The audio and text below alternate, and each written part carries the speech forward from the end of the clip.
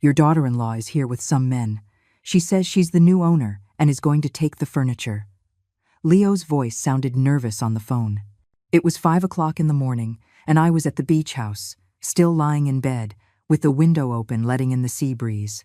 I had come here after Elijah's wedding, seeking peace, distance, a break from everything I had been feeling in recent months.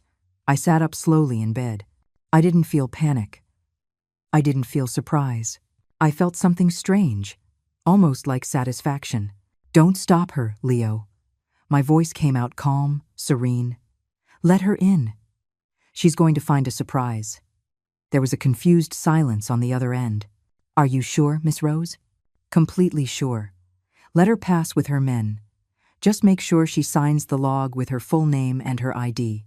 I hung up and immediately opened the app on my cell phone. The security cameras I had installed 3 weeks ago. No one knew about them. Not Elijah, not Rebecca, not even my friend Claire. They were small, invisible, strategically placed in every corner of the apartment. Living room, kitchen, bedrooms, main entrance. All streaming live and recording directly to the cloud. The image appeared on the screen.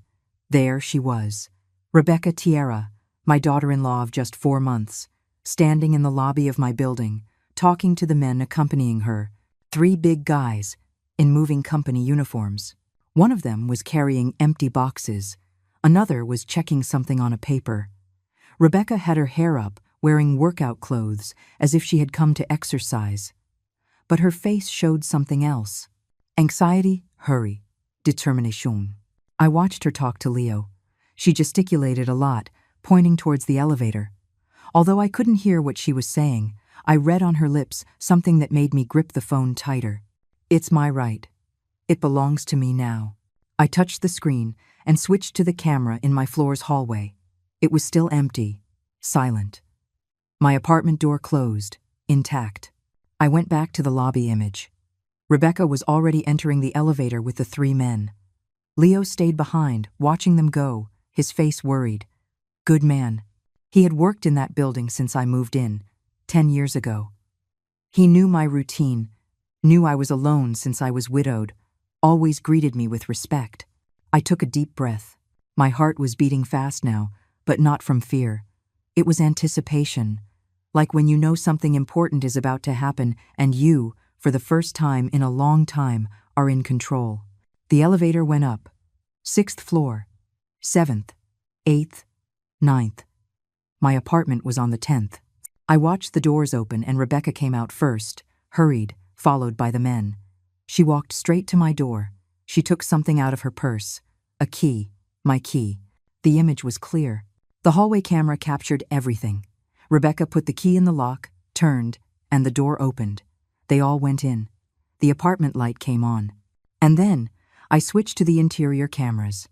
There they were, in my living room. Rebecca was looking around with that expression I had seen before, calculating, evaluating, as if she were appraising every object, every piece of furniture, every detail of my life. The men waited for instructions. "That sofa first," I heard her say clearly. The camera's audio was perfect. "And that table. Be careful with the vases. Those are expensive." One of the men looked at her strangely. "Are you sure the owner gave permission?" Rebecca looked at him with annoyance. "I am the owner now. My mother-in-law signed everything over to me. That old woman, she can't take care of these things anymore. It's better if they're with me." I stayed still, watching the screen, listening to every word. Old woman, can't take care. The same phrases I had heard from her mouth for months, but now said with that confidence, that certainty that I wasn't there to contradict her. Another man asked, "And the documents? We usually need to see something in writing." Rebecca pulled a paper from her purse. She showed it quickly, without letting them read it well. "Here it is. Everything legal. Now, move. We have to finish before it gets too light. Before it gets too light. Before anyone sees. Before the neighbors wake up and ask questions. Before someone calls the police." But it was already too late for that. Because while she was talking, while the men were starting to lift my furniture, while Rebecca was checking the drawers of my sideboard looking for who knows what, the cameras were recording everything. Every movement, every word. And not only that, the app had already sent an automatic alert to my lawyer, Olivia Reed, and to the nearest police station. I set up that system 3 weeks ago. 3 weeks after the dinner at Elijah's house, where I felt sick. 3 weeks after starting to notice strange things. 3 weeks after hearing Rebecca talk on the phone in a low voice about speeding up the process. I looked at the screen again. Rebecca had entered my bedroom now. I saw her open my closet, check my vanity, put her hand in my jewelry box. She took out a necklace that my late husband had given me for our 20th anniversary. She looked at it against the light, smiled, and put it in her pocket. "I'll take this too." One of the men appeared in the doorway. "Ma'am, there's a lot of stuff here. Are you taking everything?" Rebecca turned around. "Everything that's worth anything. My mother-in-law doesn't need it anymore. She's in a better place now." The way she said it, as if I were already dead. As if my life had already ended, and she was just picking up the pieces. I closed my eyes for a moment. I took a deep breath. The sound of the sea calmed me. When I opened them again, I touched another icon on the app. The cameras had a special function. They could record conversations even when people thought they were talking in private. Rebecca had gone back to the living room. She took out her cell phone and called someone. She waited. Then she spoke. "I'm inside." "Yes, with the key I got last week." "No, she's not here. She's at the beach house like always. This is going to be quick." Pause. She was listening to someone on the other end. "No, the tea thing didn't work. It seems she stopped drinking it, but it doesn't matter anymore. This is enough. Once I have everything here, I'm going to make Elijah sign the papers.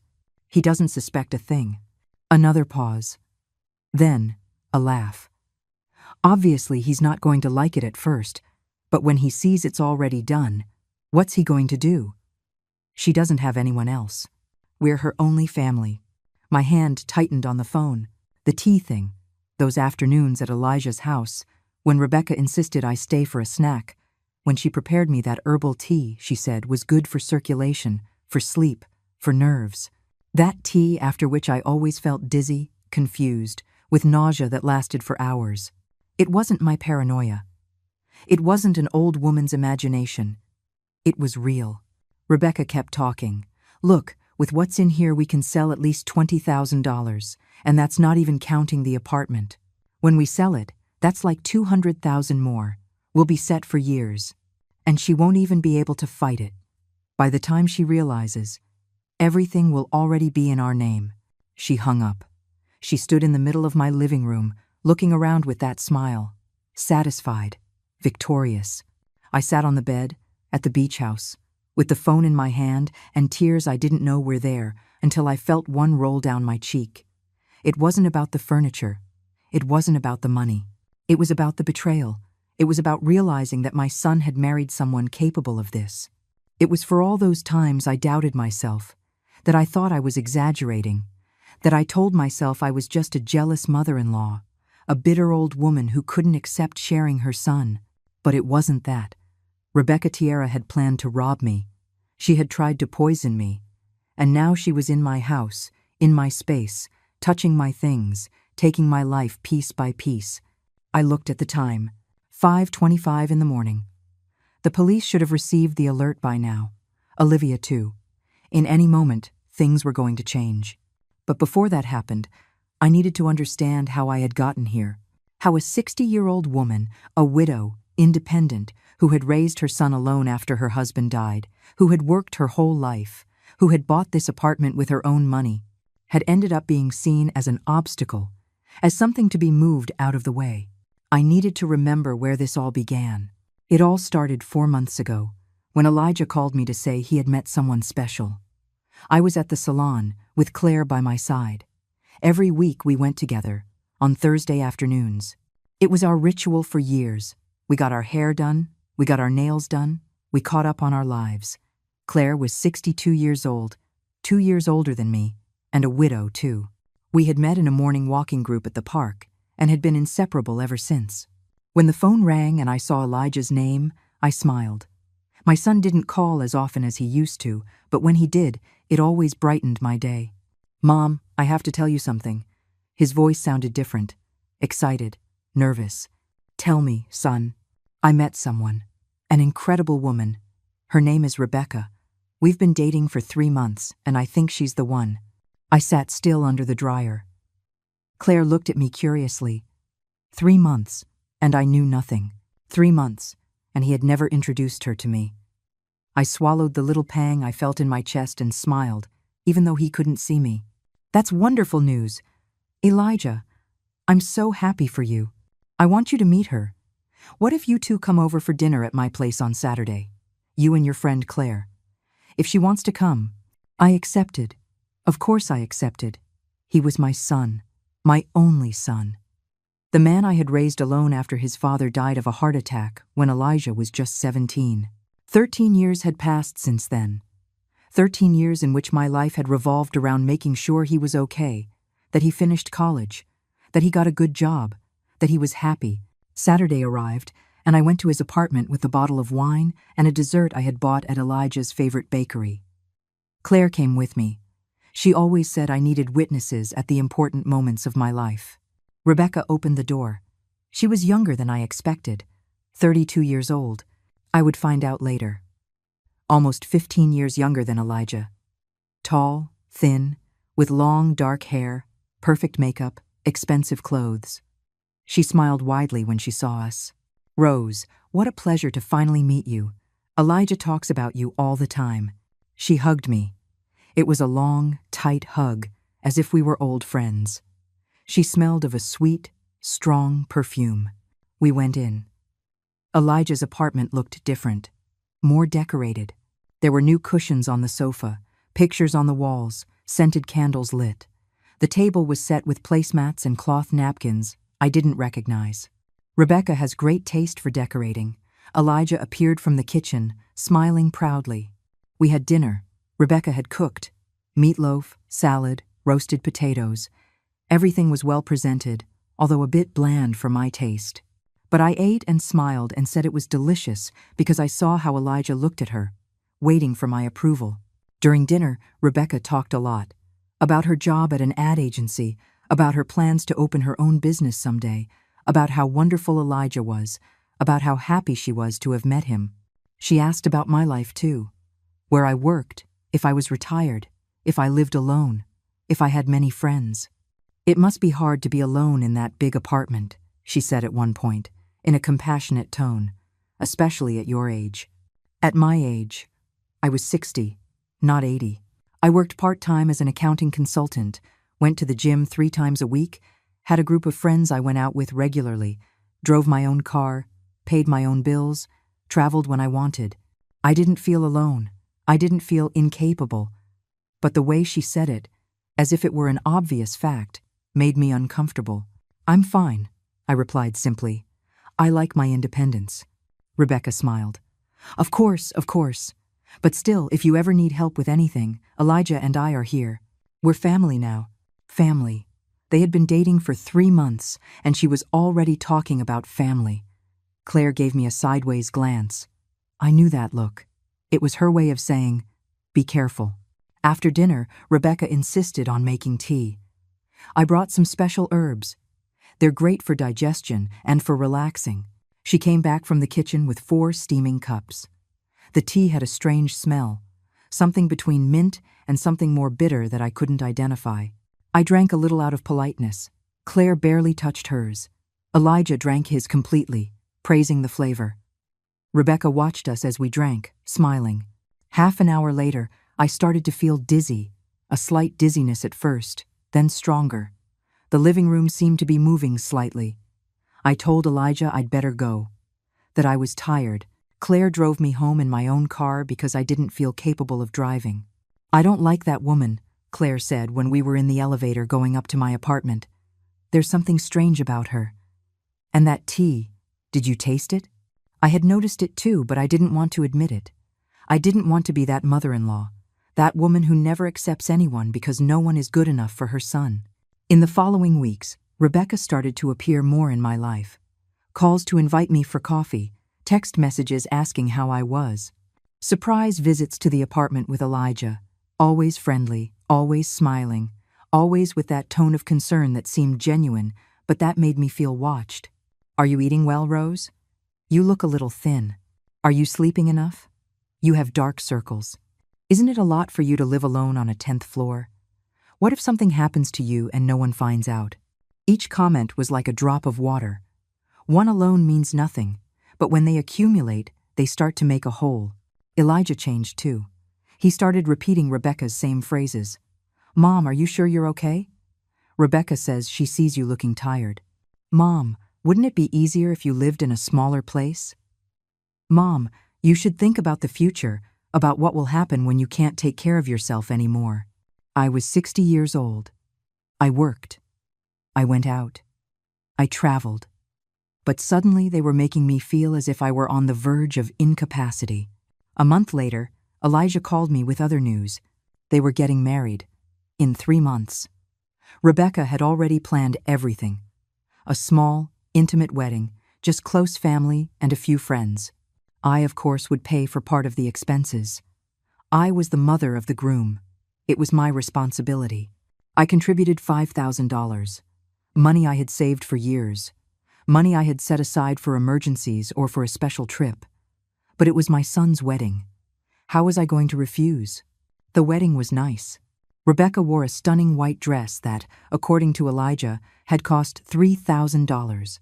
There were flowers everywhere, live music, expensive food, all very elegant.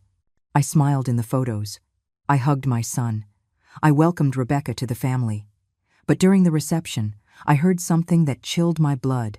I was in the bathroom, touching up my makeup, when I heard voices on the other side of the door.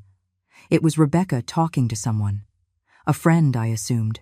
"I'm telling you, this marriage is the best investment I've ever made. Elijah is easy to handle, and the old woman has money. An apartment that's worth like $200,000. Savings. A beach house. And the best part is, she has no one else. Just Elijah. Everything is going to be ours eventually." The other voice laughed. "And what if she doesn't want to? That's why I'm working on it. I already have her half convinced that she's too old to take care of her things. Give it a few more months and she'll be begging us to help her." They left the bathroom. I stayed inside, gripping the sink, trying to breathe. It wasn't my imagination. I wasn't being paranoid. Rebecca Tierra had planned everything from the beginning. That night, at the beach house where I went after the wedding, I made a decision. I was not going to be a victim. I was not going to let them steal what I had built. I was not going to stay silent while they treated me as if I were an obstacle that needed to be moved out of the way. I called Olivia Reed, my lawyer and friend for years. I told her everything, every strange detail, every out-of-place comment, every moment I had felt manipulated. "Rose, you need to protect yourself," she told me, "and you need proof. Because if this becomes a legal issue, your word alone won't be enough. She's going to say you're confused, that you're paranoid, that your age is affecting you." It was Olivia's idea to install the cameras. Small, invisible cameras with high-quality audio, all over my house, connected to an app on my phone, programmed to record everything and send automatic alerts if someone entered without my permission. "If she tries anything, you'll have proof," Olivia said, "and that proof will bury her." I installed the cameras 3 weeks ago. I changed the locks too, but I left an old key hidden where I knew Rebecca would find it. I wanted her to think she still had access. I wanted her to feel secure. And it worked. Because now, while I was sitting at the beach house watching my phone, she was in my apartment, stealing my things, confessing her plans, burying herself. 2 weeks after the wedding, while I was still processing what I had heard in the bathroom, Rebecca began the next phase of her plan. She invited me to lunch at her apartment. Well, now it was her and Elijah's apartment. He had bought it 2 years ago with my help, a $15,000 loan he never paid back. But it didn't matter. He was my son. I wanted to help him. I arrived with a plant as a housewarming gift. Rebecca opened the door wearing an apron, as if she had been cooking all morning. The house smelled like homemade food. She hugged me with that same exaggerated enthusiasm as always. "Rose, how lovely. Come in, come in." Elijah is at work, but I wanted us to have some time alone, to get to know each other better. We're family now. I sat on the sofa, the same sofa I had helped Elijah buy. Rebecca brought lemonade in tall glasses with ice and mint. While we drank, she asked me about my daily routine. Do you still go to the gym 3 times a week? Isn't that very tiring for you? No, I like going. It keeps me active. She nodded with that understanding expression. It's admirable, but you have to be careful. At a certain age, the body doesn't respond the same. My grandmother fell at the gym 2 years ago. She broke her hip. She never walked right again. I took another sip of lemonade. It tasted strange, too sweet, with a bitter aftertaste. And that apartment? So big, Rebecca continued. 10 floors up, so many rooms. Don't you feel lonely there? Aren't you afraid something will happen and no one will find out? I have friends who live nearby. Claire stops by often. Yes, but still. A woman your age living alone. Elijah worries a lot about you, you know? He always says it makes him anxious to think about something bad happening to you. My age. Again. As if 60 years was synonymous with incapacity. We had roast chicken with vegetables for lunch. The food was fine, though again a bit bland. Rebecca insisted I eat more, serving me large portions. After lunch, she made that tea again. The same one from the first dinner. The same herbs with that strange smell. It's wonderful for digestion and helps you sleep better. You mentioned you sometimes have insomnia. I had never mentioned that. I slept perfectly well. But she said it with such certainty that for a moment I doubted my own memory. I drank the tea out of politeness. This time the bitter taste was stronger. I forced myself to finish it while Rebecca watched me with that fixed smile. Rose, I want to talk about something important. She leaned forward, as if sharing a secret. Elijah and I have been thinking. You have a lot of properties, a lot of responsibilities. The apartment, the beach house, the bills, the taxes. Wouldn't it be easier if we helped you manage all that? My heart beat faster. I manage my things fine. Of course, I'm not saying you can't, just that sometimes it's good to have help. Someone younger who understands technology, banks, all those modern things. We could make Elijah a co-owner, for example, just for security, so that if anything happens to you, everything is in order. Co-owner. That word hit me like ice water. I don't think that's necessary. Rebecca kept the smile, but something in her eyes changed. Well, think about it. It's just a suggestion. We only want to take care of you. Half an hour later, I started to feel sick again. The same dizziness from the first time. Nausea. The room was moving slightly. I told her I'd better go. Rebecca insisted on calling a cab, saying I wasn't in any condition to drive. She was right. I wasn't. In the cab on the way home, I opened my WhatsApp. I had messages from my gym friends group, photos of Claire in the park, a video of my niece from Spain. Real people, real life, reminding me that I wasn't alone or useless like Rebecca wanted to make me feel. The following days, Rebecca's calls and messages intensified. Good morning, Rose. Good afternoon. How did you sleep? What did you do today? Every message disguised as concern, but which felt like surveillance. Elijah also started asking strange questions. Mom, did you pay the electric bill this month? And the water? Are you sure? As if suddenly I were incapable of remembering to pay my own bills. Bills I had paid for 40 years without a problem. One afternoon, I was in the living room with Claire when Rebecca showed up unannounced. She rang the bell, came up without me giving permission, and arrived at my door with a grocery bag. I brought you a few things. Fruit, bread, milk. I was passing by and thought of you. Claire was sitting in my living room. She looked at Rebecca with that expression I already knew. Distrust. How nice, I said, taking the bag. I hadn't invited her in, but she entered anyway. What a huge apartment. She walked through the living room, looking at everything, touching the furniture. And these paintings. They must be valuable. They were my husband's. Beautiful. It must be hard to keep all this clean. So many rooms, so many things. Haven't you thought about simplifying, selling some things, moving to something smaller, more manageable? Claire stood up. Rose manages her house perfectly. Rebecca looked at her as if she had just noticed her. Of course. I'm just saying that sometimes less is more, especially as one gets older. Getting older. as if I were on the verge of senility. After she left, Claire exploded. That woman is a viper. Don't you see what she's doing? She's undermining you, little by little, making you doubt yourself, preparing the ground for something. I know, I finally admitted. I heard something at her wedding. She married Elijah for the money, for my properties. Claire was silent for a moment. And what are you going to do? I don't know yet, but I need to be smart. If I confront her now, she'll deny everything. She'll say I'm paranoid, that my age is affecting me, and Elijah will believe her. She has him that controlled. I nodded. Since they got married, Elijah is a different person. He repeats everything she says. He looks at me differently, as if I'm a burden. The next day, Rebecca sent another message. We need to talk about something important. Can you come to dinner tonight? I went. Against my better judgment, I went. Because I still had that little sliver of hope that I was wrong, that Rebecca really did care, that my son hadn't traded me for a woman who only saw dollar signs where there should be family. Dinner was tense. Elijah was quiet. Rebecca talked non-stop. After dessert, she pulled out some papers. Rose, we prepared something. She put them on the table. It's a power of attorney. Simple, nothing complicated. Just so Elijah can help you with your bank accounts, with the payments, with the properties. You just have to sign here. I looked at the papers. My name was written there. Blank spaces for my signature. Legal words I barely understood.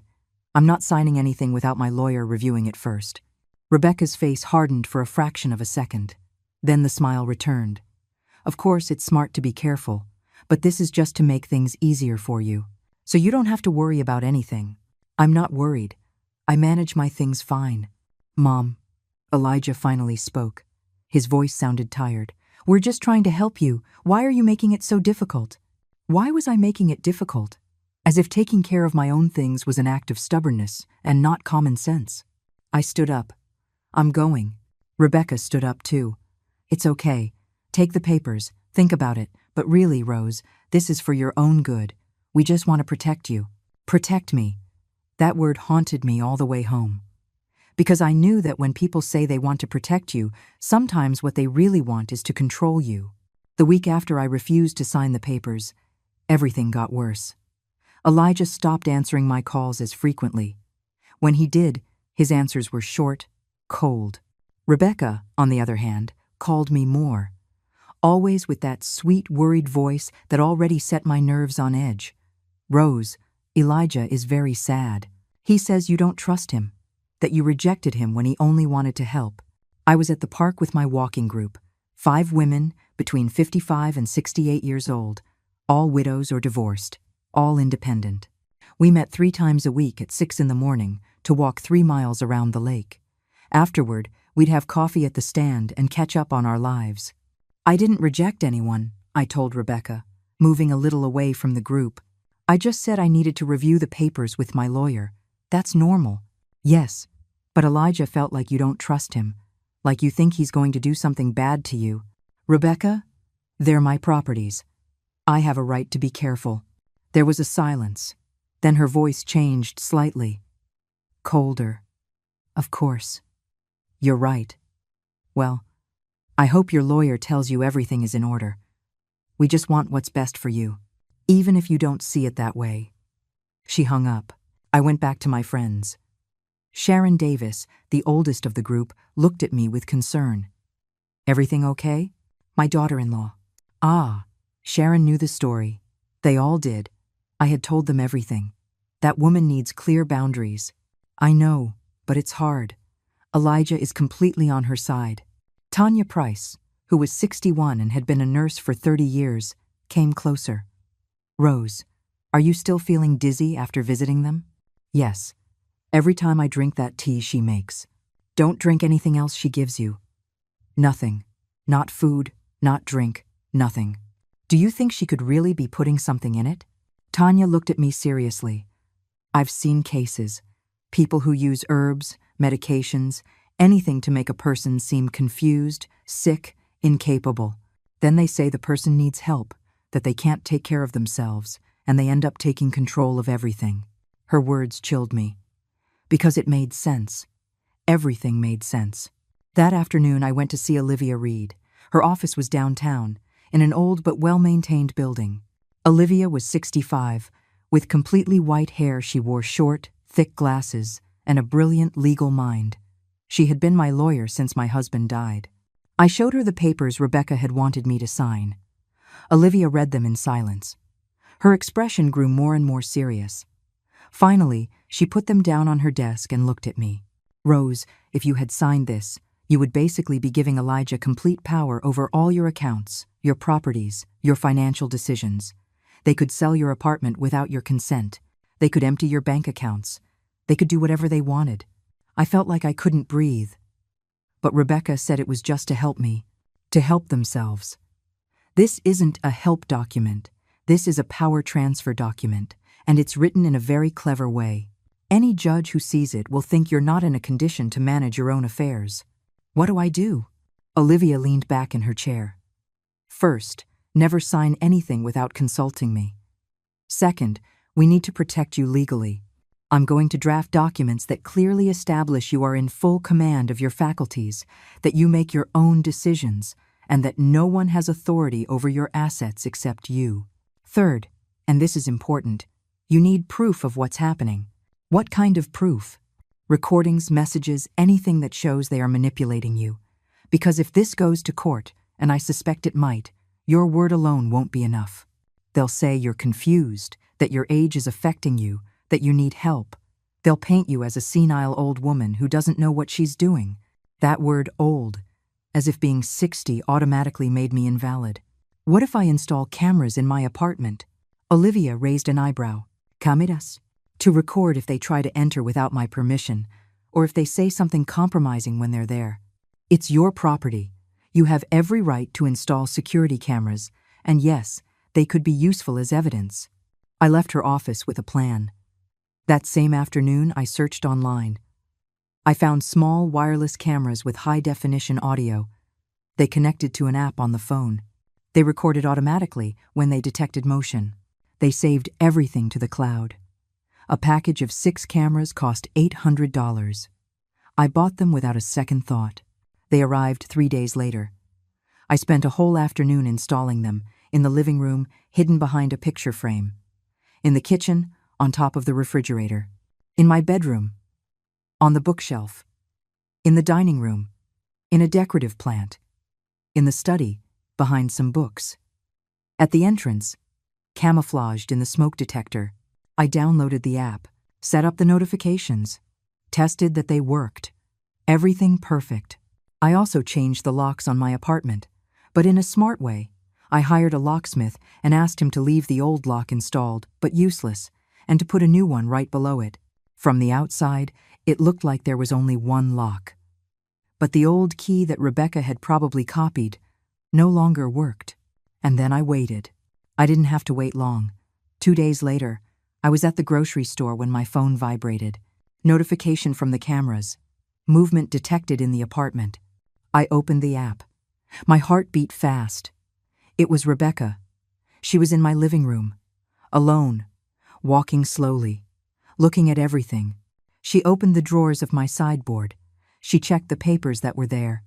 She took photos with her phone of some documents. Then she went to my bedroom. She opened my closet. She checked my jewelry box. She took a ring my husband had given me and put it in her purse. She stayed almost 20 minutes in my apartment, checking, photographing, touching my things, as if they were already hers. When she left, I sat in the middle of the grocery aisle, my shopping cart forgotten beside me, staring at my phone. My hands were shaking. It wasn't paranoia. It was real. Rebecca was planning to rob me. That night, Elijah called. "Mom, Rebecca told me you're not treating her well, that you ignore her, that you're cold to her." "Elijah, how did Rebecca get into my apartment today?" Silence. "What?" "She was in my apartment this afternoon. You gave her a key." She said she needed to pick up something she had lent you. I didn't borrow anything from her. And she was going through my drawers, my documents, my personal things. Does that seem normal to you? Mom, don't start with your theories. Rebecca wants to help you, and you just push her away. You're being paranoid. Paranoid. That word again. Elijah, I have cameras. I recorded her, going through my things, taking photos of my documents, stealing a ring. Another silence. Longer. Cameras? Since when do you have cameras? Since I started to suspect something wasn't right. This is ridiculous. You're spying on your own family. Mom, I think you need help. Professional help. Maybe talk to a doctor about this. A doctor. They wanted to declare me incompetent, mentally ill, convenient. I don't need a doctor. Elijah, I need you to understand that your wife is not who you think she is. I'm not going to listen to this. Rebecca is my wife, and if you can't accept her, then maybe we need to take some distance. He hung up. I was left with the phone in my hand, in my empty apartment, feeling like everything was collapsing. My only son had just chosen a woman he'd known for months over the mother who had raised him alone for 13 years. But I wasn't going to give up. I called Olivia. I told her everything. I sent her the camera videos. This is perfect, she said. We have evidence of breaking and entering, and if she stole something, it's theft too. Rose, you've got her. And now what? Now we wait. Let her believe she's in control. Let her keep making moves. The more she does, the more evidence we have. It was the hardest advice to follow, because every fiber of my being wanted to confront her, to scream at her, to show her that I knew. But I stayed quiet, and I waited. The ultimate humiliation came at the family lunch Rebecca organized 2 weeks later. She called me on a Tuesday morning. Her voice sounded cheerful, as if nothing had happened, as if I didn't know she had entered my apartment without permission, that she had stolen my ring, that she had photographed my documents. Rose, I want us all to get together this Sunday. A family lunch. I'm going to invite my mother and my brother too. It'll be nice for you to meet. I almost told her no. But then I remembered Olivia's words. Let her believe she's in control. The more she does, the more evidence we have. All right, I'll be there. Perfect. And Rose, please bring the documents for the beach house. Elijah and I want to help you organize the tax papers. You know, those things get complicated at a certain age. At a certain age. Every time she said it, it was like a small blow. On Sunday, I arrived at her apartment at noon. I rang the bell and Rebecca opened. She was wearing an elegant dress, perfect makeup, a radiant smile. Rose, so good to see you. Come in, come in. In the living room were Elijah, an older woman I assumed was Rebecca's mother, and a young man in his 30s who must have been the brother. There was also another couple I didn't know. They are Raymond and Helen Ortega, my aunt and uncle, Rebecca said. I sat on the sofa. Rebecca's mother looked me up and down with an expression I couldn't decipher. The brother didn't even greet me, just nodded while checking his phone. Rebecca brought wine. I politely declined and asked for water. I wasn't going to drink anything she gave me. I had learned that lesson. During lunch, Rebecca dominated the conversation. She talked about her business plans, about how well Elijah was doing at work, about how happy they were together. I ate in silence, answering only when asked something directly. After dessert, Rebecca changed her tone. Well, now that we're all family, there's something important we want to share. She looked at Elijah. He looked uncomfortable but nodded. We've been worried about Rose. All eyes turned to me. Lately, we've noticed she's very forgetful, Rebecca continued with that soft, worried voice. She forgets things. She gets confused with dates. The other day she called me thinking it was Thursday when it was Sunday. That was a lie. It had never happened. And she's been very paranoid, she added. She installed cameras in her apartment because she thinks someone is spying on her. She accuses us of things we haven't done. Rebecca's mother made a pitying sound. Poor thing. It's normal at that age. My mother was the same before we had to put her in a home. I felt the heat rise to my face. I'm not confused. And I installed the cameras because someone entered my apartment without my permission. Rebecca looked at me with an expression of infinite patience, like one looks at a child who is talking nonsense. Rose, I came in because you had told me I could stop by to pick up that book you lent me. Don't you remember? I never lent you any book. See? Rebecca looked at the others. This is what I'm talking about. She doesn't remember things. Elijah intervened. Mom, we're worried. Really? Living alone in that big apartment isn't safe for you anymore. You've had falls. I have never fallen. You fell in the bathroom 2 weeks ago. You told me on the phone. That also wasn't true. I had never said that. Rebecca's brother spoke for the first time. Look, ma'am, I know it's hard to accept, but my grandmother was the same. She started by denying anything was wrong, and she ended up lost in the street, not remembering her address. I stood up. I'm not going to stay here and listen to this. Rebecca stood up too. Rose, please sit down. This is important. We love you. We want to help you. That's why we prepared a solution. She pulled some papers from a folder that was on the table. Different papers from the first time. We spoke with a lawyer. This is a voluntary guardianship. Basically, you agree that you need help managing your affairs and you authorize us to do it for you. It's for the best. That way, you can continue to live peacefully without worrying about anything. I looked at the papers. Then I looked at Elijah. My son, the man I had raised, wouldn't meet my eyes. I'm not signing that. Rebecca's mask fell for a second. I saw pure rage in her eyes. But she quickly composed herself. Rose, if you don't sign voluntarily, we'll have to start a legal process. We have witnesses. She pointed to everyone in the room. Everyone here can confirm that you're not well, that you're confused, that you need help. A judge will order a psychological evaluation, and when that evaluation shows you can't take care of yourself, they'll assign you a guardian anyway. It's better if it's family, don't you think? It was a trap. A perfect trap. If I signed, I lost everything. If I didn't sign, they would force me legally, and they had witnesses willing to lie for her. I felt something break inside me. It wasn't fear. It wasn't sadness. It was a cold, absolute clarity. I need to go to the bathroom. Rebecca smiled. Of course. It's the first door on the left. I went to the bathroom. I locked the door. I took out my phone. I texted Olivia, my real lawyer. They're trying to force me to sign a guardianship. They have false witnesses. I need help. Her response came in seconds. Don't sign anything. Get out of there. I'm starting legal action immediately. We have the recordings. This is coercion. I took a deep breath. I splashed water on my face. I looked at myself in the mirror. I saw a 60-year-old woman. Tired, yes. Scared, too, but not defeated. I left the bathroom. Everyone was waiting for me in silence. I'm not signing, I said in a clear voice. And if you try to force me, my lawyer will take legal action against all of you for coercion and fraud. Rebecca stood up. Fraud? How dare you? I know exactly what you're doing. I know you entered my apartment without permission. I know you stole my ring. I know you've been making things up about me to make it seem like I'm incapacitated. And I have proof of everything. The room fell into absolute silence. Elijah finally looked at me. Mom, what are you talking about? Ask your wife about the gold ring she took from my jewelry box 2 weeks ago. Ask her about the photos she took of my documents. Ask her about her phone conversations where she talks about my apartment as if it's already hers. Rebecca laughed, a nervous laugh. This is ridiculous. Elijah, do you see what I'm talking about? She's delusional. I have recordings, I said simply.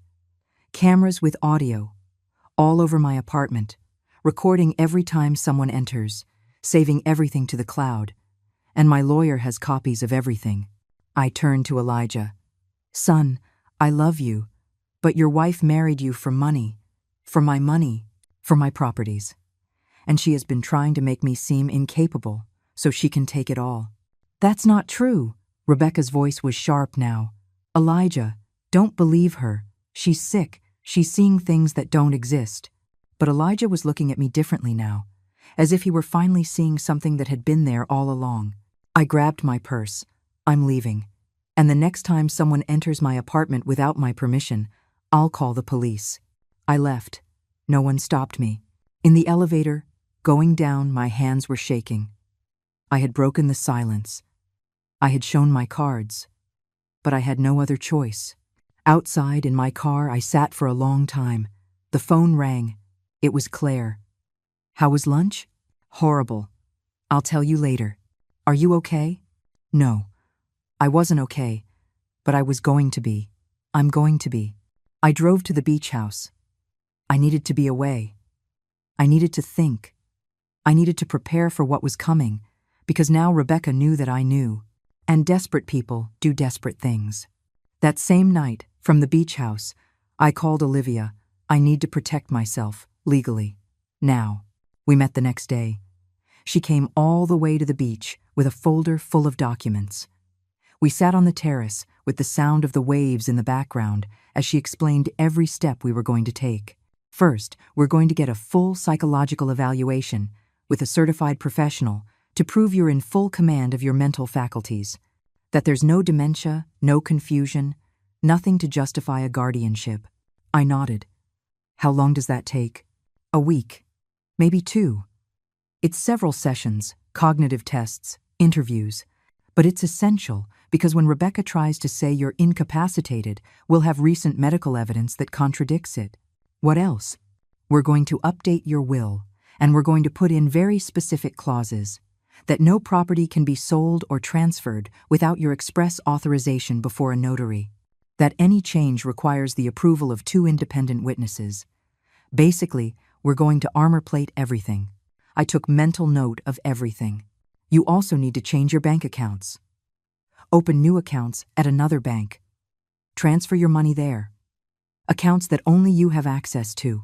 Don't even tell Elijah they exist. And the beach house? That's just in your name, right? Yes. I bought it 5 years ago with money from my job. Good. We're going to make sure that's very clear in all the records. And we're going to install cameras here too. If Rebecca tries to get in, we'll know. I spent the next few days executing the plan. I went to a forensic psychologist Olivia recommended. Dr. Julian Hayes, a 50-year-old man with 30 years of experience evaluating mental capacity. He gave me memory tests, reasoning tests, temporal and spatial orientation tests. He asked me about my life, my routines, my financial decisions. It was exhaustive. But when we finished, he gave me his verdict. Mrs. Rose, you are perfectly competent. There are no signs of cognitive decline, no confusion. There is nothing to justify someone else making decisions for you. I will write up a full report, and if necessary, I will testify before a judge. I left his office with a feeling of relief mixed with anger. Relief because I had confirmation. Anger because I needed that confirmation in the first place. Because my own family had made me doubt my sanity. I opened new bank accounts. At a different bank, in another part of the city, I transferred my savings, $53,000 that I had accumulated over years, money that represented my security, my independence, my future. I updated my will. The new clauses were clear. If anything happened to me, the apartment and the beach house would be sold and the money would go to a foundation helping elderly women. Nothing for Elijah, as long as he was married to Rebecca. Olivia was named the executor. It's drastic, I admitted as I signed, but I can't take the risk. It's smart, Olivia said. And you can change it later if things get better. But for now, you're protected. I installed more cameras at the beach house. Reinforced the locks. I left clear instructions with the neighbors that no one was to enter without my direct authorization. During those days, Elijah called me several times. I didn't answer. I wasn't ready. I needed to have everything in order first. Rebecca called too. She left voicemails. At first, she sounded worried. Sweet. Rose, please answer. We're worried. What happened on Sunday was a misunderstanding. Then the messages changed tone. You can't hide forever. We need to resolve this. And finally, barely veiled threats. If you don't talk to us, we're going to have to take legal action. For your own good. I saved every message. Every recording. Everything was evidence. A week later, I returned to the city. I had a meeting with Olivia at her office. When I arrived, she had a grave expression. Rose, Rebecca, and Elijah have started legal proceedings. They're requesting an evaluation of your mental capacity. They're alleging you're a danger to yourself. I felt a pit in my stomach. They can do that? They can try. But we're prepared. We have your psychological evaluation. We have the camera recordings. We have evidence that Rebecca entered your apartment without permission, that she stole items, that she has been slandering you. When we present all this to the judge, their case is going to fall apart. When is the hearing? In 2 weeks. But before that, I have something else to show you. She took out her laptop, opened a video file. It was a recording from my apartment cameras. From 3 days ago, when I was at the beach. On the screen, Rebecca appeared. But this time, she wasn't alone. She was with a man, tall, thin, with a briefcase. "Who is that?" I asked. "Keep watching." In the video, Rebecca and the man walked through my apartment. She showed him every room. He took notes, took photos, as if he were appraising the property. "He's a real estate agent," Olivia said. "Rebecca is trying to sell your apartment." My apartment, the place I had lived for 10 years, the home I had built after my husband died. She was selling it behind my back. But she can't do that without my signature. She can't do it legally. But listen to what they're saying. She turned up the volume. Rebecca's voice was clear. "The apartment is worth around $200,000. Maybe more. It's in a great location. My mother-in-law is going to be in a nursing home soon, so we need to sell it fast." The agent asked, "Do you have the papers in order?" "Almost. We're in the process of getting the guardianship. Once we have that, we can proceed with the sale immediately." "And she agrees to this?" Rebecca laughed. "She's not in a condition to agree or not anymore. That's why we need the guardianship. But don't worry, it'll all be legal." The video ended. I stared at the black screen. A nursing home. They wanted to put me in a nursing home, sell my apartment, take my money, erase me from my own life. "There's more," Olivia said. She opened another file. This time, it was an audio recording. A phone call. Rebecca's voice speaking to someone. "I already found the perfect nursing home.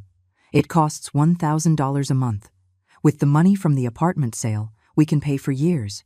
And in the meantime, we get to keep the beach house. We can use it or sell it too. That's another $100,000, easy." The other voice, which sounded like her brother's, asked, "And what if she resists?" "She can't resist. Once we have the guardianship, she has no say. And if she makes a fuss, it just confirms she's crazy. It's perfect." I closed my eyes. The pain in my chest was physical, real, as if something had broken inside. "When did you record this?" I asked. 2 days ago. The cameras caught her call when she was in your living room, talking calmly about how they're going to dispose of your life. I opened my eyes. The sadness was turning into something else, something cold and hard. "What else did the cameras catch?" Olivia looked at me seriously. "There's something else. And it's bad." She opened a third video, dated 1 week ago. Rebecca was in my kitchen, alone. She opened the cabinet where I kept my spices. She took a small vial from her purse.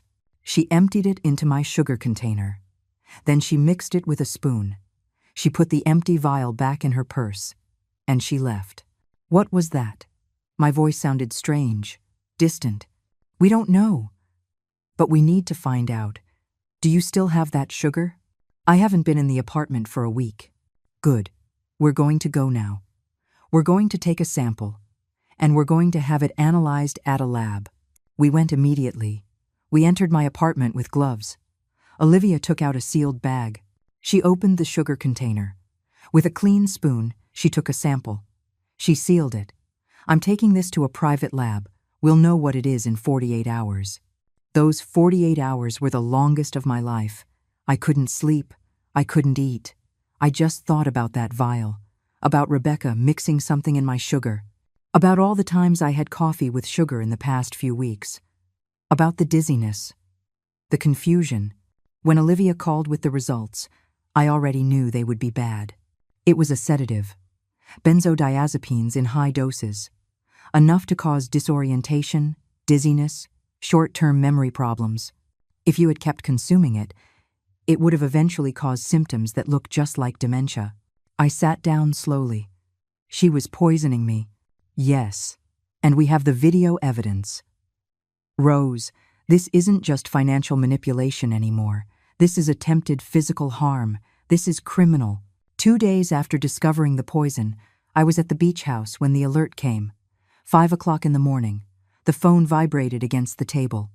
Leo, the security guard. Your daughter-in-law is here with some men. She says she's the new owner and is going to take the furniture. I opened the camera app. There she was. Rebecca Tierra, standing in my building's lobby with 3 big men, moving company uniforms, and a truck parked outside. Don't stop him, Leo. Let her in. She's going to find a surprise. I hung up and immediately called Olivia. She answered on the second ring, her voice alert. Rose, what's wrong? Rebecca is in my building. She's here to take my furniture, with men and a truck. Perfect. Don't do anything. The cameras are recording everything. I'm calling the police right now. Give me your apartment address. Breaking and entering in progress. What if they take something before they arrive? Even better. More charges. Just stay calm. This is exactly what we needed. She hung up. I sat on the bed, my heart pounding, watching my phone screen. I watched as Rebecca talked to Leo. How he, following my instructions, asked her to sign the log with her full name and ID. How she did it without hesitation, convinced she had every right. I watched them get in the elevator. Go up, floor by floor. Arrive at the 10th. Walk down the hallway to my door.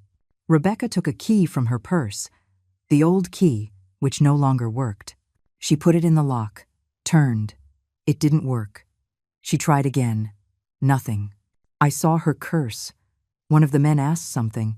She checked her purse, took out another key, probably a copy she had made.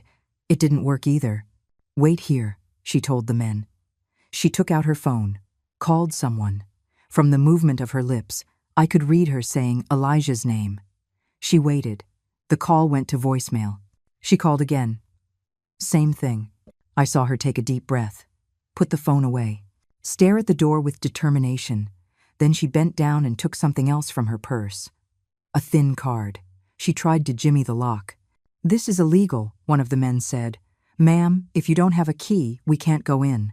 I have a right to be in here. This is my property now. My mother-in-law signed it over. Do you have papers to prove it? Rebecca pulled a crumpled paper from her purse. She flashed it at them. Here. Power of attorney. All legal. The man looked at it more closely. This isn't signed by the owner. Yes, it is. Her signature is right there. Ma'am, I've been in the moving business for 15 years. I know a fake signature when I see one. This isn't real. Rebecca snatched the paper back. Look, I'll pay you double if you help me get in. I just need to get a few things. Quickly.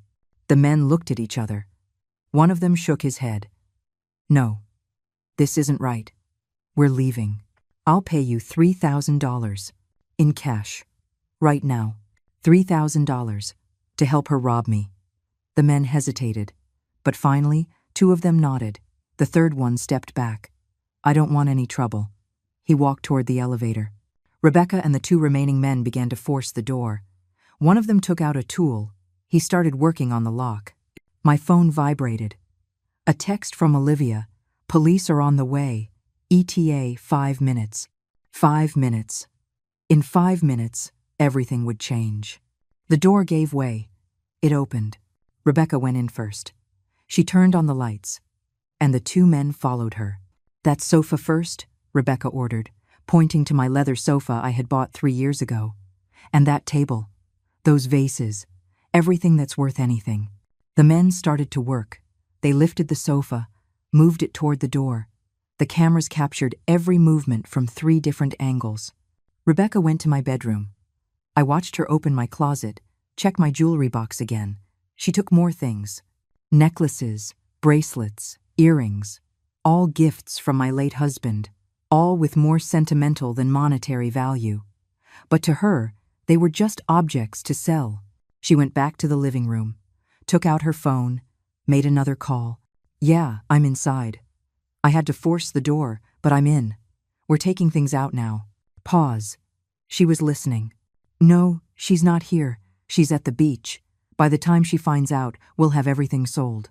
Another pause. Then a laugh. I told you this would work. The old woman is too stupid to protect herself properly.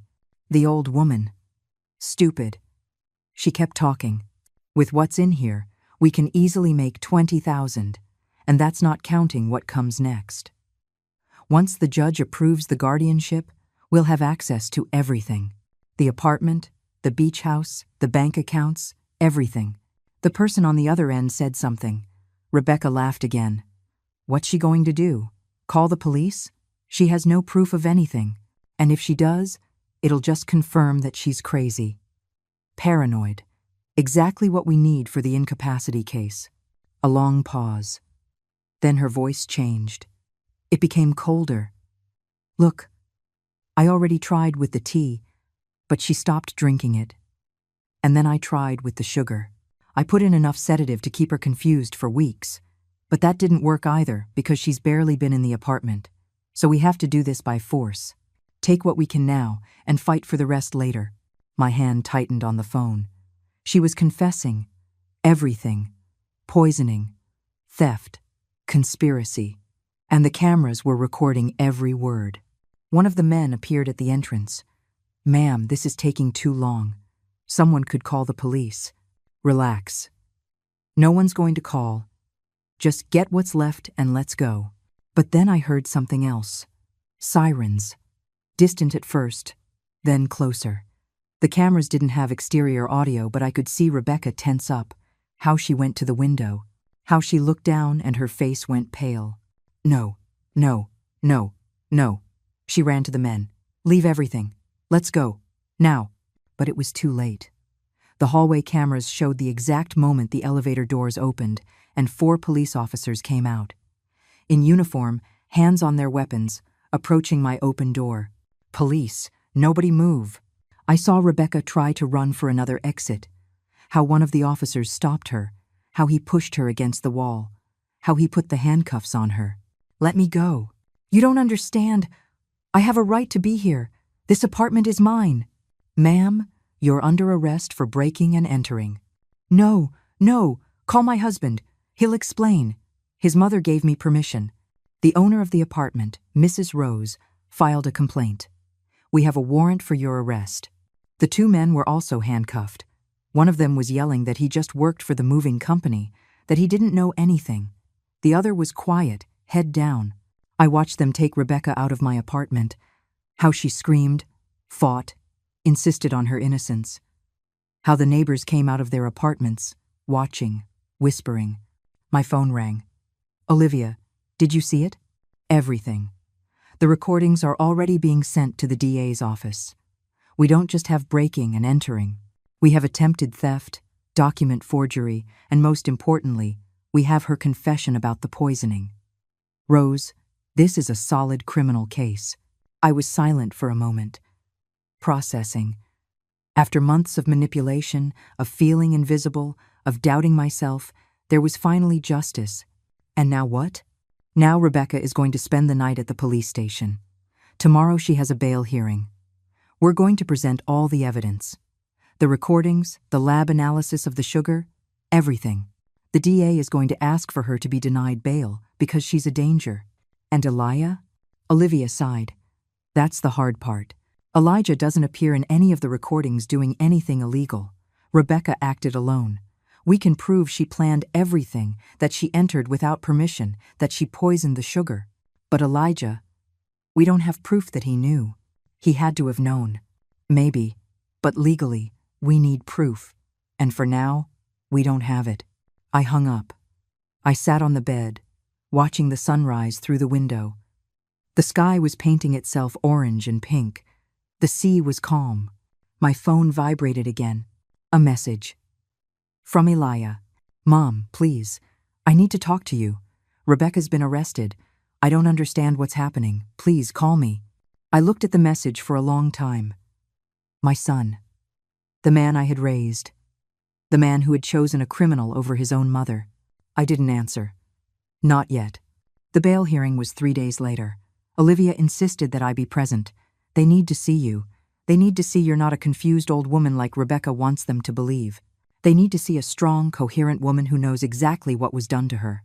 I dressed carefully that morning. A gray pantsuit, white blouse, closed-toe shoes.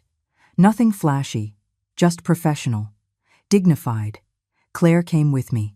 She sat beside me in the courtroom, squeezing my hand. When they brought Rebecca in, I almost didn't recognize her. No makeup, her hair unkempt, wearing an orange prison jumpsuit. She looked small, vulnerable, but when her eyes met mine, I saw the same coldness as always. Elijah was there too, in the back row. He looked destroyed. Red eyes, wrinkled clothes, as if he hadn't slept in days. He looked at me with a pleading expression. I looked away. The judge entered. A woman in her 50s. A serious expression. She reviewed the documents in silence.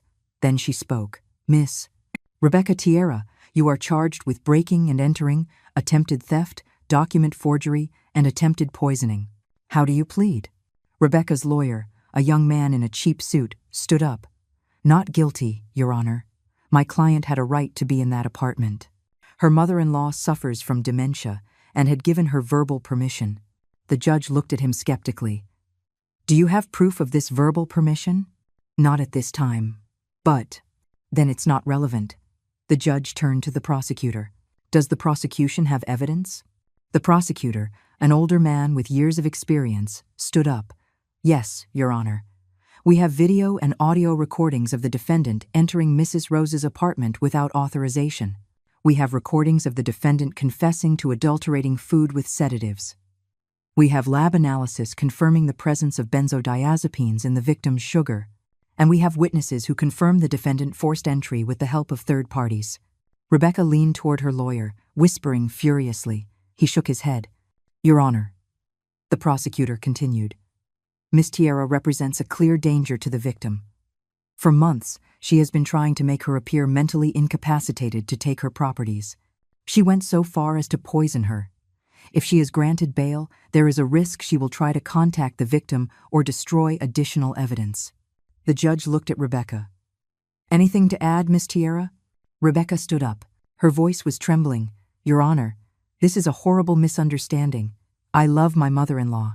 Everything I did was to help her. She's confused. She doesn't understand what she's saying. The recordings are quite clear, the judge said dryly. Those recordings are taken out of context. I was joking on the phone. I never poisoned anything. The lab is wrong. The judge reviewed more papers. It says here, you also initiated legal proceedings to obtain guardianship over Mrs. Rose, alleging mental incapacity. Is that correct? Yes, because I was worried about her. Because I love her.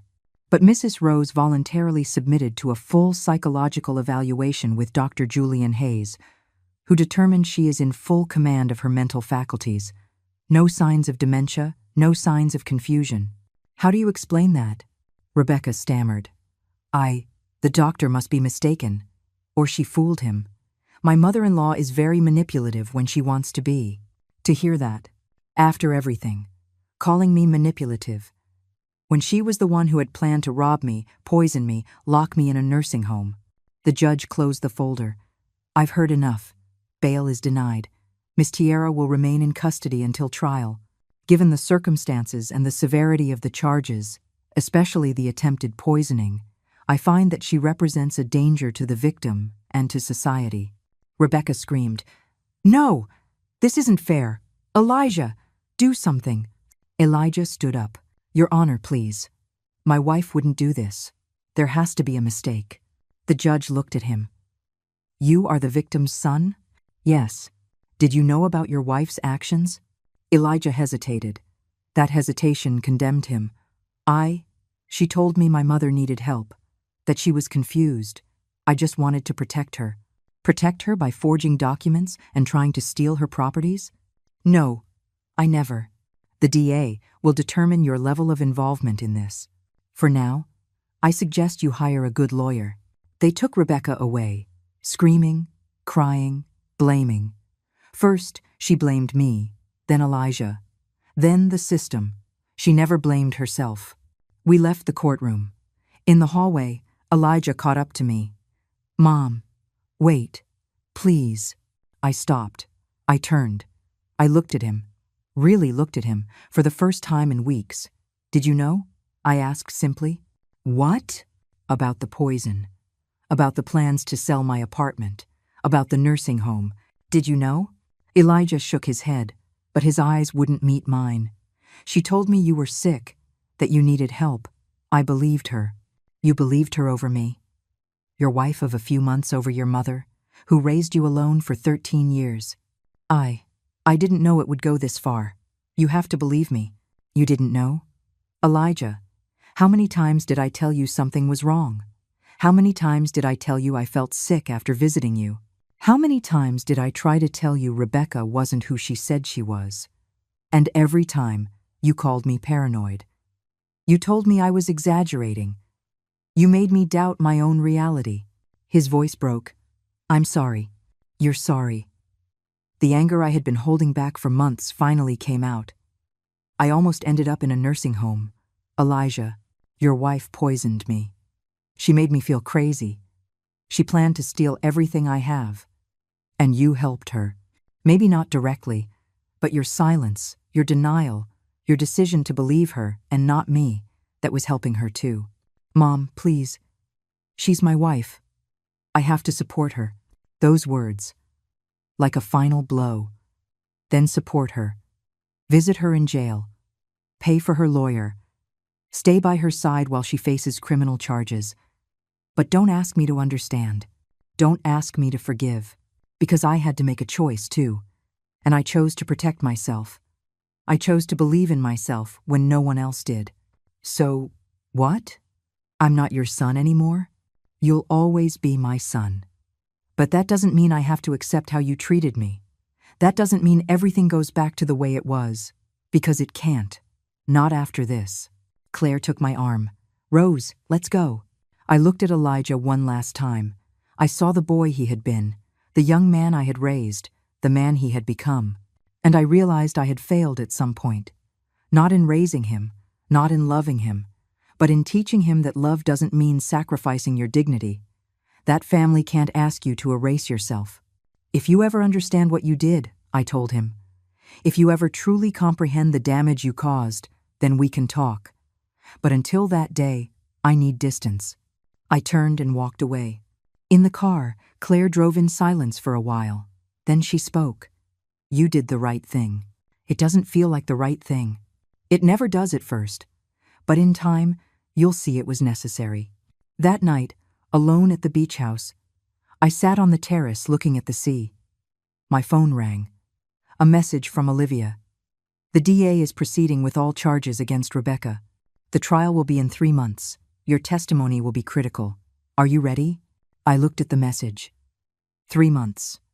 3 months of waiting, of remembering, of reliving it all, but also 3 months of healing, of rebuilding, of learning to be myself again. I replied, I'm ready. And I was. Because for the first time in a long time, I wasn't afraid. I had clarity, I had strength, and I had something Rebecca could never take from me. I had my truth. The trial came 3 months later. During that time, I lived peacefully at the beach house. Claire came to visit me every weekend. My friends from the walking group called often, sent me messages of support, photos of their lives. Sharon sent me a video of her granddaughter dancing. Tanya shared healthy recipes, small gestures that reminded me I wasn't alone. I went back to the gym. I resumed my yoga classes. I cut my hair shorter, a change I had wanted to make for a long time but never dared. I took selfies with Claire at the salon and posted them on my WhatsApp. I felt alive again, free. Elijah tried to call me several times during those months. I didn't answer. I wasn't ready. Maybe I never would be. And I had to accept that possibility. The day of the trial, I arrived early. I wore a light blue dress, simple but elegant. Olivia was waiting for me at the courthouse entrance. Ready? She asked. Ready. The courtroom was full. People I didn't know. Press. Apparently, the case had attracted attention. A story about an older woman defending herself against a manipulative daughter-in-law resonated with many. Rebecca entered with her lawyer. She looked different, thinner, her hair shorter, but her eyes were still the same. Cold, calculating. The trial lasted 2 weeks. They presented evidence after evidence. The camera recordings were played in the courtroom. I saw the jury members react when they heard Rebecca confess to the poisoning. I saw their faces of disgust when they watched her going through my drawers, stealing my things, planning my confinement. The lab analysis of the sugar was presented. The doctor who analyzed it testified that the amounts of sedative found were enough to cause severe confusion, short-term memory loss, disorientation, symptoms that could easily be mistaken for dementia. Dr. Julian Hayes, the forensic psychologist, testified about my evaluation. He explained in detail that I was completely competent, that there were no signs of cognitive decline, that I was an intelligent and articulate woman in full control of her mental faculties. Leo, the security guard, testified about the morning Rebecca arrived with the men. He confirmed she had claimed to be the new owner, that she had tried to take my belongings. The movers who accompanied her also testified. One of them, the one who refused to participate, explained that Rebecca had offered them $3,000 to help her force the entry, that she had shown them false documents. And finally, it was my turn. I took the stand. I swore to tell the truth. I sat in front of a room full of strangers who now knew the most intimate details of my life. The prosecutor asked me questions about my relationship with Elijah, about how I met Rebecca, about the changes I noticed, about the dizziness, about the manipulation, about the fear.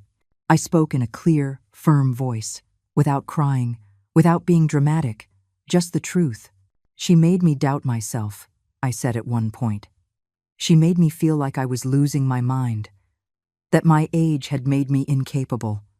And the worst part is, I almost believed her. I almost accepted that maybe I was confused, that maybe I did need someone else to make decisions for me. But then you realized something important? The prosecutor asked. That being 60 years old doesn't make me incompetent. That being a widow doesn't make me vulnerable. That living alone doesn't make me weak. I am a woman who worked her whole life, who raised a son alone, who bought her own properties with her own money, and no one has the right to take that away from me. No one has the right to make me feel less than what I am. I saw several women in the audience nod. I saw tears in some eyes. Rebecca's lawyer tried to discredit me during cross-examination. He asked about my age, about whether I took medication, about whether I sometimes forgot things. But every question had a clear answer. I didn't take medication. I didn't forget things. And my age was not a disease. After 2 weeks, the jury deliberated. 3 hours later, they returned with the verdict. Guilty. On all counts. Rebecca screamed. Her lawyer tried to calm her, but there was nothing to be done. The evidence had been overwhelming. The sentencing came a week later. 5 years in prison for breaking and entering, theft, and document forgery. 3 additional years for attempted poisoning. 8 years in total. When the judge delivered the sentence, I felt something strange. It wasn't joy, it wasn't satisfaction, it was closure. It was the confirmation that my truth mattered, that defending my dignity had been worth it. I left the courthouse with Olivia and Claire. Outside, there were cameras, reporters. Several asked me for statements. Olivia spoke for me, saying we were satisfied with the outcome, that we hoped this case would serve as an example. But one reporter approached me directly. Mrs. Rose, do you have anything to say to other women who might be going through similar situations? I looked at the camera. I thought of all the women who had written to me during the trial. Older women who felt invisible in their own families, who doubted themselves, who accepted mistreatment because they believed it was their duty as mothers, as grandmothers. Yes, I said. If something doesn't feel right, trust your instinct. It doesn't matter how old you are. It doesn't matter if people tell you you're exaggerating or that you're paranoid. You know your life. You know your mind. And you have the right to protect yourself. You have the right to say no. You have the right to set boundaries. Even with family. Especially with family. That night, at the beach house, I sat on the terrace with a glass of wine. The sea was calm. The sky was full of stars. My phone vibrated. A message from Elijah. Mom, I saw the verdict. You were right about everything. I don't know how to apologize. I don't know if you'll ever be able to forgive me. But I need you to know that I am sorry. For everything. For not listening to you. For choosing wrong. For making you suffer. I'm starting the divorce. I don't want to have anything to do with someone capable of hurting you. I love you. I've always loved you. And if you ever want to talk, I'll be here. I read the message several times. I felt something soften in my chest. It wasn't forgiveness yet. But maybe, with time, it could be. I didn't reply that night. But I saved the message. The following months were about rebuilding. I sold the city apartment. Too many dark memories there. I bought a smaller, more modern one, near the gym and my friends. A new place for a new chapter. I traveled. To Spain, where my niece welcomed me with open arms. To Argentina, which I had always wanted to see. To places I had put off for years, because there was always something more important to do. I signed up for painting classes. I discovered I liked it. I wasn't good, but it didn't matter. It was mine. My time, my passion. Claire and I started a small business together. Accounting consultancy for older women who needed help with their finances. There was a real need. Many women who had never handled money, who depended on children or relatives who felt lost. We helped them. We taught them. We gave them tools to be independent. A year after the trial, Elijah and I met for coffee. It was awkward at first, but we talked. Really talked. He about his therapy, about how he was learning to recognize manipulation, about his divorce process, me about my new life, my travels, my business. We didn't go back to what we were before. That relationship had died, but we were building something new, something based on mutual respect, on clear boundaries, on honesty. One afternoon, 2 years after everything, I was at the salon with Claire. We were getting our nails done, laughing about something silly, when my phone vibrated. A message from my niece in Spain, with a photo of her newborn baby. Claire looked at me. "Everything okay?" I smiled. "Yes, everything is fine." And it was. Finally. Because I had learned the most important lesson of my life. Taking care of others is beautiful. But taking care of yourself isn't selfishness. It's survival. It's dignity. It's self-love. For so many years, I had taken care of everyone. Of my husband when he was sick. Of Elijah as he grew. Of whoever needed me. But finally, after 62 years of life, I was the one deciding who to take care of. And I chose myself. And that choice saved my life.